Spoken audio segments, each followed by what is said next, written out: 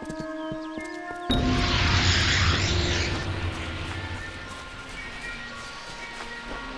them we needed more guards.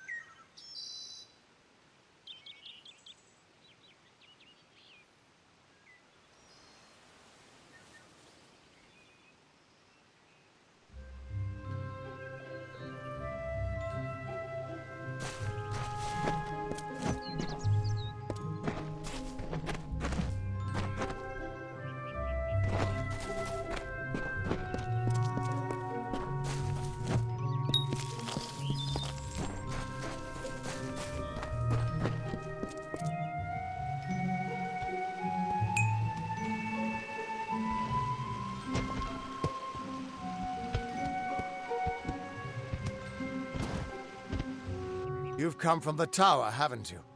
Name's Agarth. Maybe you can help an old fate weaver, eh? Fate weavers look at the great tapestry of fate. The threads will tell us how a life will unfold. But knowing the future and being able to change it are two very different things. Did he? Poor old Fomerus Hughes. He respected the way the world works. What a shame. He's probably dead by now.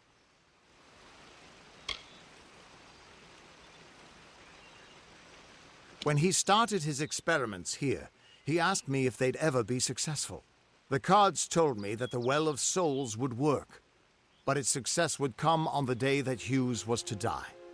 The old man took it pretty well, honestly, although we did a lot of drinking after that.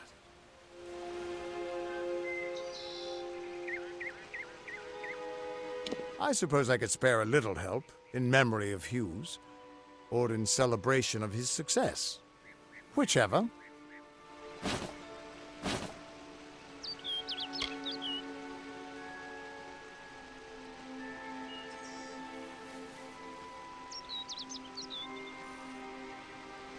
You really don't know much, do you?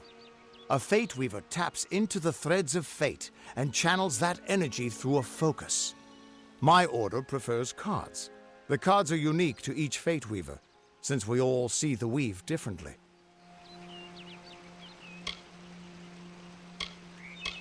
You're the one. Then that means... it all makes sense now. The cards this morning. I drew the Gravedigger, the Running Man, and the Beast. Prepare yourself. They're coming.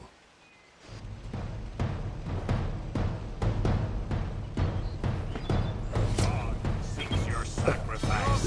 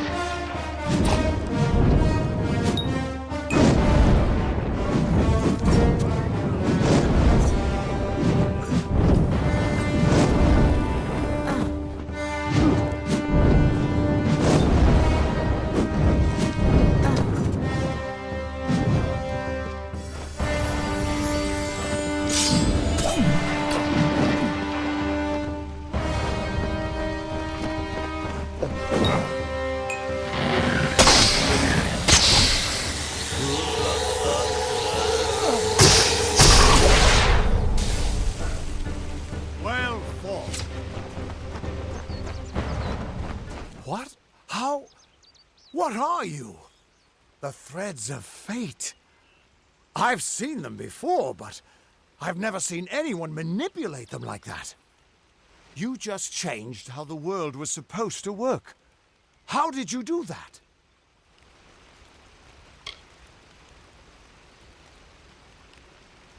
You just... Fate is the will of the gods. No mortal should be able to change it. How is that even possible? Come here. I'm going to do a reading. You might be able to change the threads, but fate will still have a plan for you. I promise not to tell you if I see your death.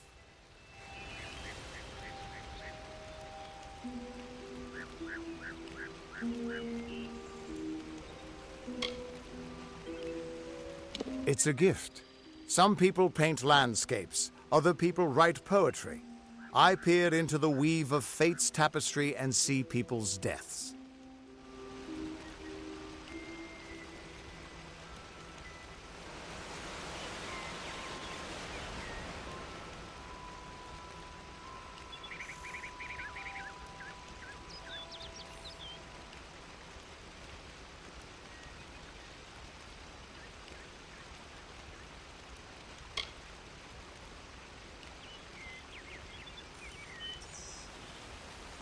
That would be my guess. He was an academic, but he had a proper respect for fate's plan, unlike most gnomes.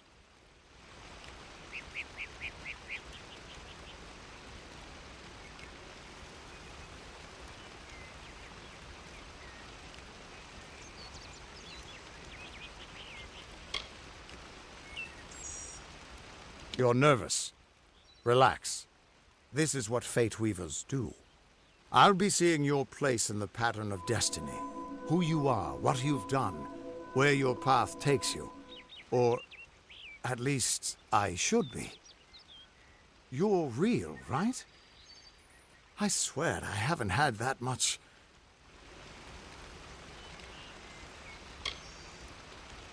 Fate's weave is always hard to see. It's in motion, hard to make out, but undeniably there. Yours is just... missing. This doesn't make sense. All mortal creatures have a place in the pattern. You should have one too, dead or not. If this is true, and I'm not saying I believe it, then your path is yours to determine.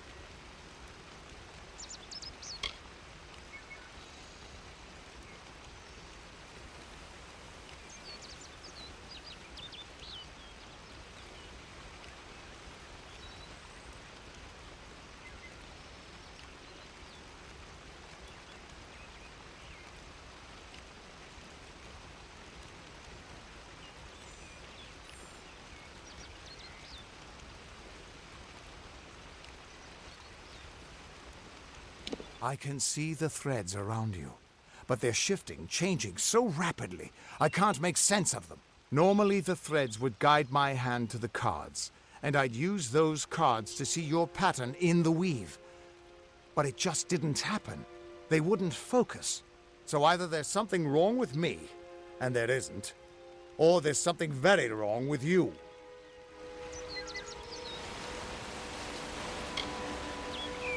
It could mean nothing, or it could mean everything. The world is changing. You might be a sign of that, or maybe the cause. I've never had a reason to doubt my own readings, but we should consult with Arden. He's not a friend, but he's got a good eye for the tapestry. I'll meet you at his home to the east. I'm going to see if I can be of any help to the wounded at the tower. That's just it. I don't know if you've got one, but that's why we're going to see Arden. He lives in a little hut to the east in Yulven. I'll meet you there. What could this all mean?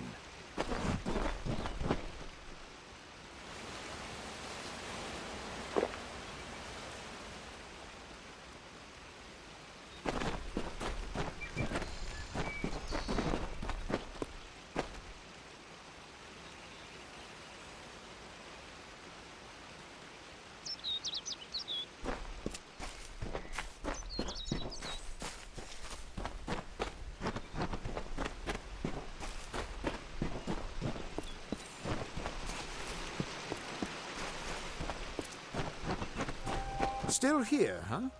Can't quite decide if you want to hear what the cards say, can you? Once I was Agarth the Unyielding, the Blade of Avgrum. I wrestled the Colossus Priestess and declined knighthood by the High King of the Fae. I was a hero of men. But that wasn't enough for me. I joined the Fate Weavers, hoping to find a way to conquer destiny itself. Turns out fate is the one thing I couldn't fight.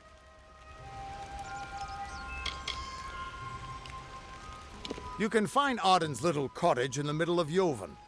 Had to move there when he got run out of town. He's a damned good fate weaver, but that doesn't make you very popular. Especially not in dark days like these. We are all threads in the tapestry of fate. Measured, woven, and cut according to a great plan. Fate weavers undertake the task of reading those threads. Our title always was a bitter lie, since we have no control over how that tapestry is woven. But you do. And when a fate weaver looks at your place in the weave, we see only the shapes of what you may choose to become.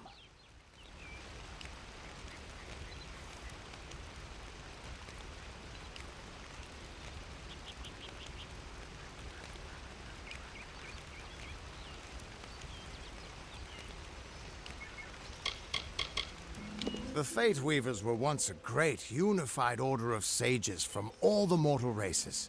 We foretold the destinies of kings and gods. But that power takes a toll. Nobody likes bad news. And all the news in the world is getting worse. The Order splintered long ago. Now the old traditions are all but lost. And all I foretell is the fate of my beer. And I see it being empty soon. That's just it. He lives in a little hut to the east in Joven. What could this all mean?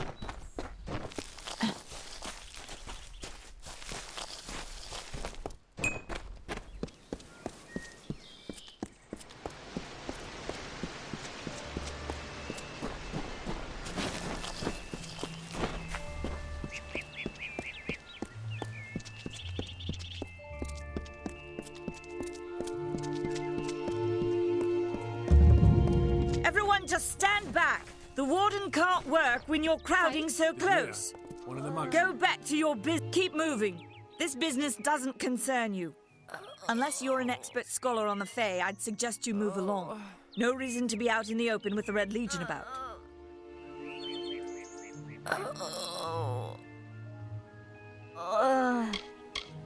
What are they? I'm not sure, but they've been here for longer than any of us can imagine. They're older than the trees. They have to be. They grew them.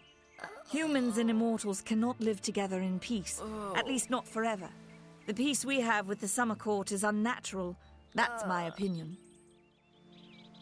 You might call it a Fae nation. One of two united factions that rule their kind. The Summer Court are not exactly allies, but they do let us be, most of the time. It's the other Fae, the Winter Court, that has spawned the dreaded Tuatha. A vicious clan of killers who wish to defeat and enslave all mortals.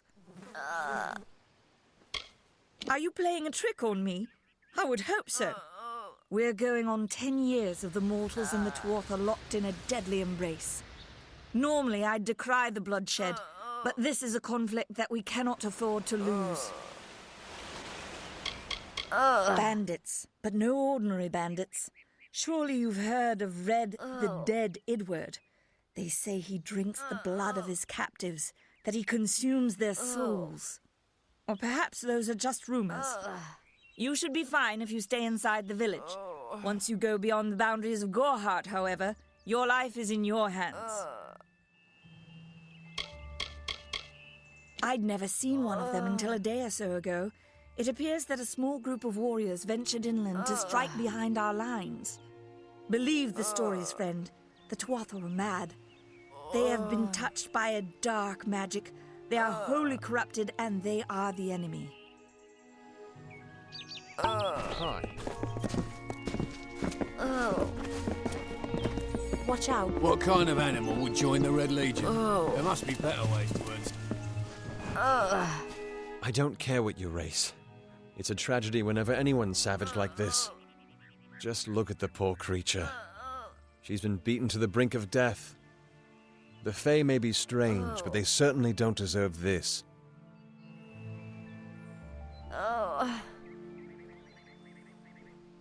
It appears she was attacked with some manner of short blade, likely a dagger, although there's no way I can be sure.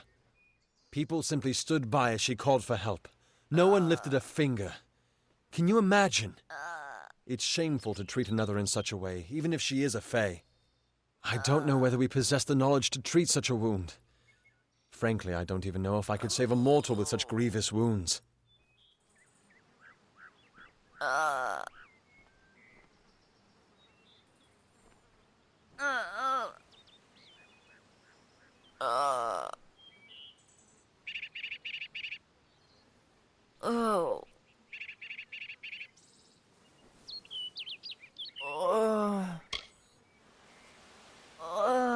It's difficult to say.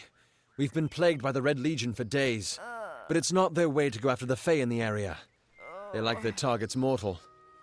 In case you haven't heard, there have been some Tuatha sighting in the woods to the west, so that's also a possibility. It's unlikely, though. Well, you're the only one. With all the troubles we've suffered in this village, people are weary of adversity. They'd rather just ignore it. I'm going to suggest something a bit untraditional. There's a Fae named Eri. She spends her days up on the hill overlooking the village. Seek her wisdom. I would do it, but I am a coward. That's the truth. Perhaps a Fae will know how to heal a Fae. If not, then we're back where we started.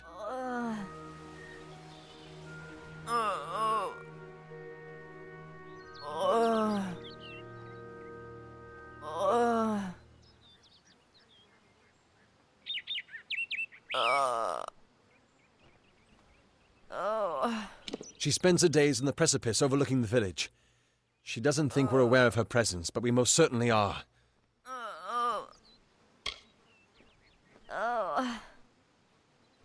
Peaceful Fae make up the tribe known as the Court of Summer. They are led by a king in a faraway city, hidden from mortal eyes. That's about all I know. Little more than rumors and stories from my youth.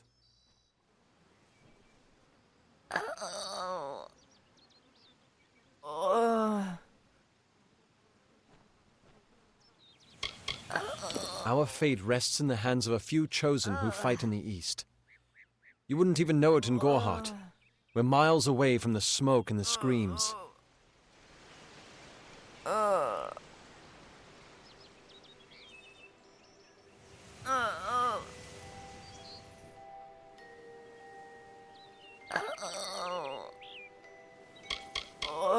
I've spent most of my life dealing with them, but they aren't like us.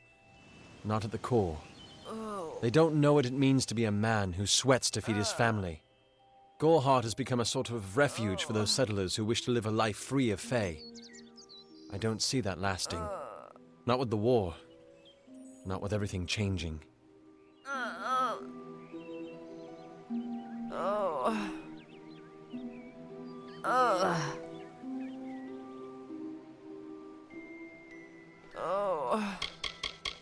We keep a precarious peace with the Court of Summer, one that's tested every day.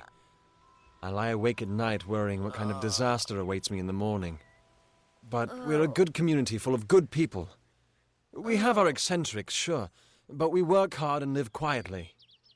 That's the best anyone can do these days. Bye now.